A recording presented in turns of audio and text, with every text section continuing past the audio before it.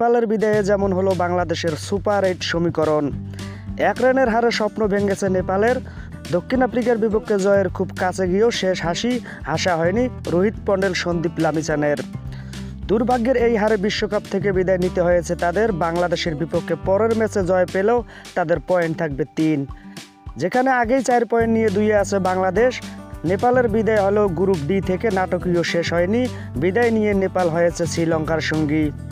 আর দক্ষিণ আফ্রিকা আগেই গিয়েছে সুপার 8-এ। এবার সুপার 8-এ D2 স্পষ্টের জন্য লড়াইয়ে আছে বাংলাদেশ এবং নেদারল্যান্ডস।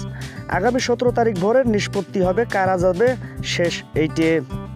বাংলাদেশের জন্য সমীকরণ সেক্ষেত্রে সহজ। নেপালের বিপক্ষে জয় দরকার বাংলাদেশের। এক্ষেত্রে কোনো কারণে সেন্ট ভিনসেন্টে বৃষ্টি ম্যাচ পরিত্যক্ত হলো টাইগাররা চলে যাবে সুপার 8-এ।